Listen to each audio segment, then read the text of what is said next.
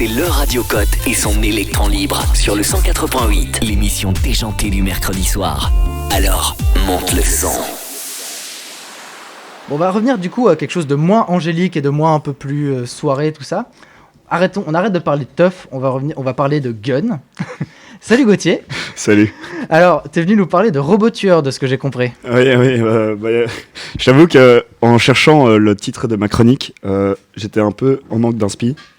Et je me demandais de quoi j'allais bien pouvoir vous parler. Je me suis dit que ce serait quand même assez intéressant d'alerter nos esprits et de créer le débat sur un sujet que vous ne connaissez sans doute que trop peu et qui pourtant est bien réel, à savoir donc les Salas. Alors, je sais pas si tu sais ce que c'est les Salas.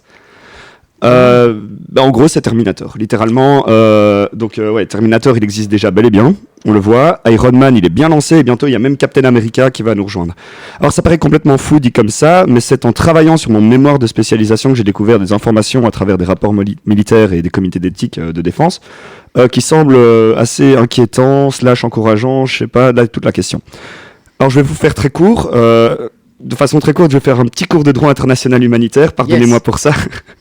Mais c'est important parce que le but est évidemment ensuite d'arriver au Salas et de créer le débat.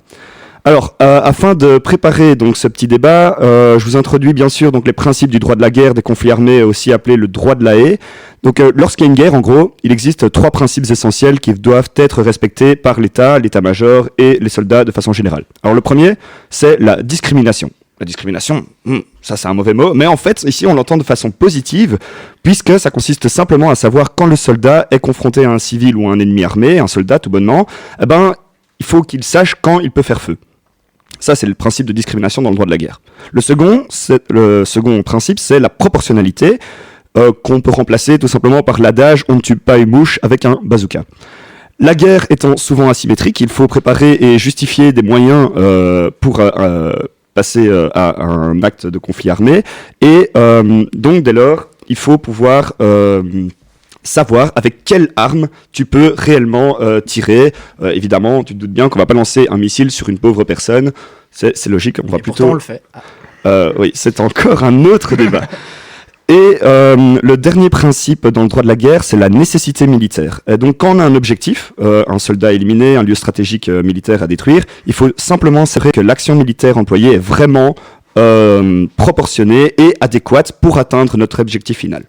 Ok, les 3 principes, tu les as en tête, t'as bien compris ? Pas de souci. Ok, pas de question jusque-là. Alors, maintenant, on va revenir au Salas.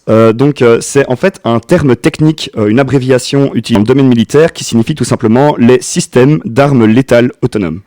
En gros, c'est l'avenir de l'armement militaire et je vous assure donc qu'ils existent bel et bien. On connaît déjà tous les drones. Il s'agit en gros d'avions furtifs dans lesquels il n'y a pas de conducteur, on le sait bien, dans le cockpit, mais qui est dirigé à distance au moyen d'une télécommande et sur ordre de l'état-major. En gros, pas de victime dans le planeur s'il se fait abattre, mais il est guidé par un humain. Et c'est là toute la nuance.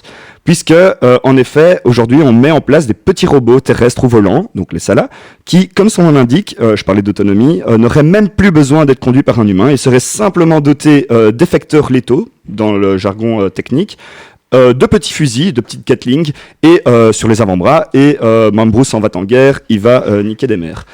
Alors, vous vous en doutez, il s'agit d'un projet qui est bien entamé déjà aux USA et en Chine, et fort discuté actuellement en Europe, parce que tout simplement, il faut qu'on assure une concurrence sur le marché et également sur la guerre. Si ce genre d'armes arrive effectivement en Afghanistan, etc., il faut pouvoir ou bien savoir s'y opposer, ou bien savoir soutenir la chose, hélas.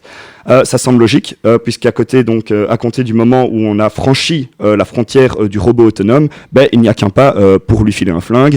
Et puis ensuite, donc en effet, c'est parti. La question en Europe fait rage aux éthiques composées notamment d'état-major, de juristes et d'ingénierie. L'essentiel étant la suivante.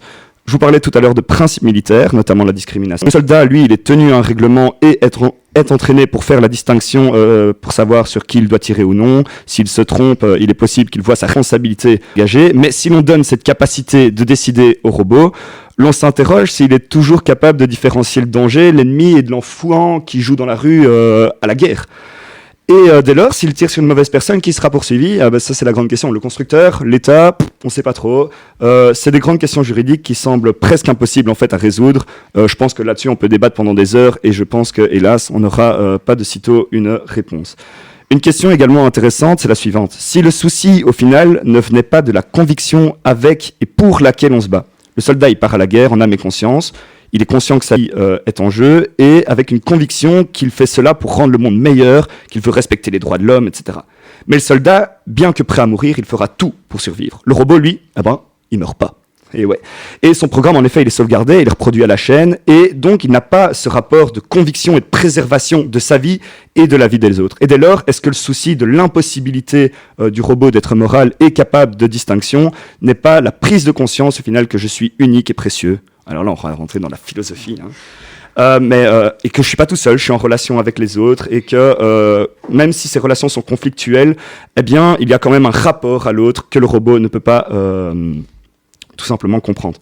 N'est-ce pas, au final, la porte ouverte à la disparition de l'éthique, de la guerre, de la déshumanisation de ce qu'il y a de plus humain et horrible à la fois? Nous voulons tous ne plus voir de conflits, mais ce ne sera pas pour demain. Nous pouvons juste atténuer ces combats, et je doute que c'est en les rendant artificiels que cette volonté de la paix s'améliore.